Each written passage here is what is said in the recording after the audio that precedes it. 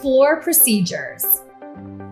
At Better Life Maids, we pride ourselves on giving our clients sparkling clean floors that are sure to impress. As the first thing you notice when walking into a room, a clean floor is essential to creating a welcoming and inviting space.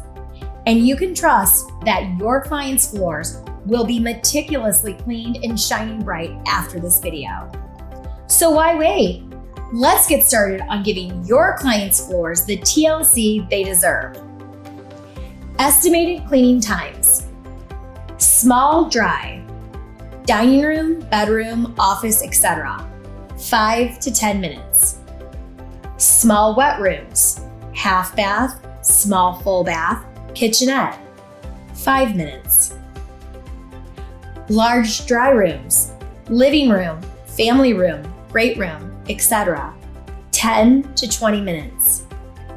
Large wet room, large full bathroom, master bathroom, kitchen, 10 minutes. Important tips for cleaning floors. Never vacuum fringe on rugs. This will destroy the fringe.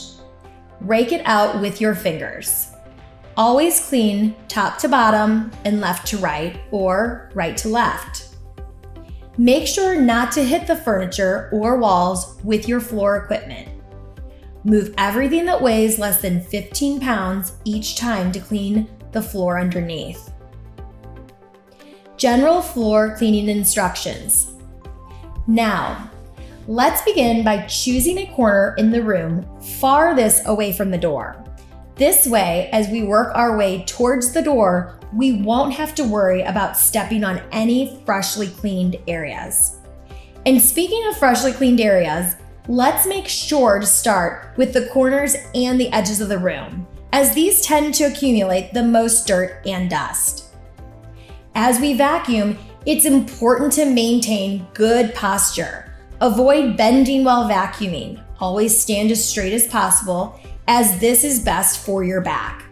And when going around corners, be mindful of the vacuum cord. We don't want to get caught on anything or damage the walls.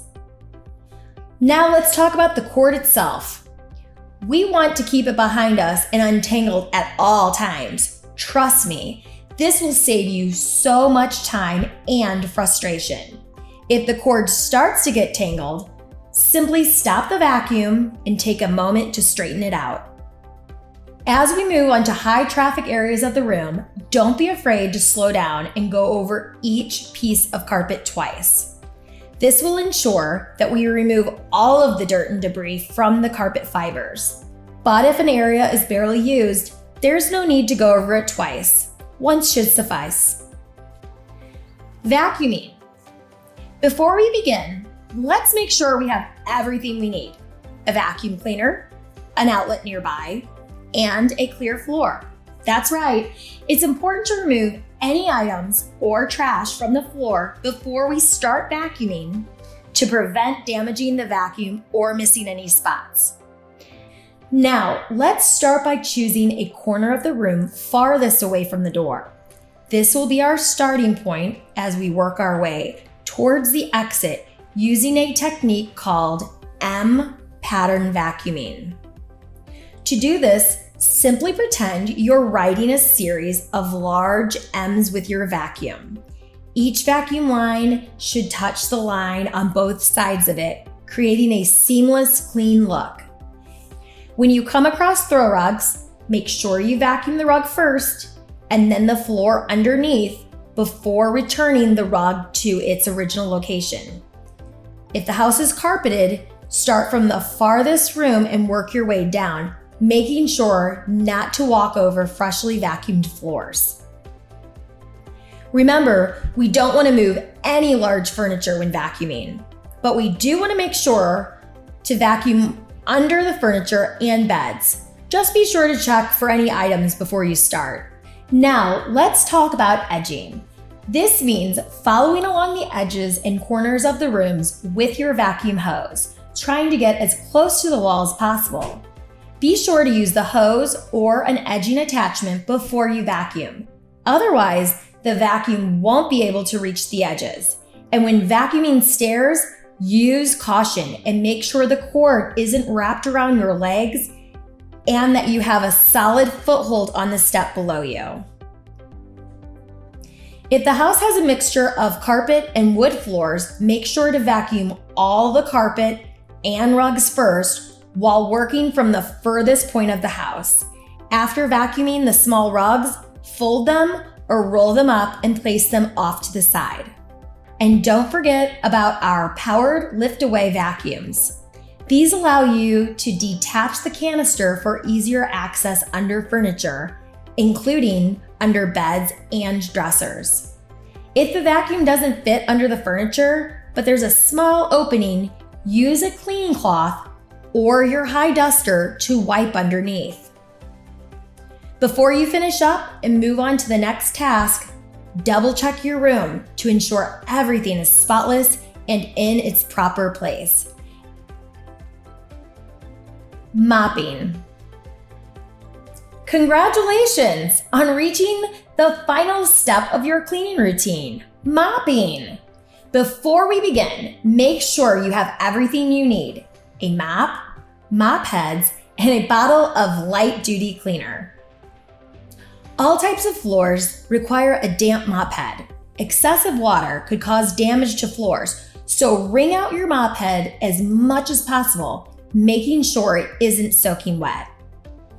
Along with a perfectly wrung out mop head, you will need to count the amount of brooms and prep them before starting in any room, as each room requires a fresh mop head. I would also like to add that in rooms that have heavy debris, dirt, and germs, such as the kitchen and bathrooms, you will be removing mop heads and not reusing them. This will avoid spreading germs and dirt from room to room. When it comes to other rooms, such as bedrooms, living rooms, dining rooms, and offices, you may not have to swap out mop heads as much unless there is a heavy amount of dirt and buildup inside the room.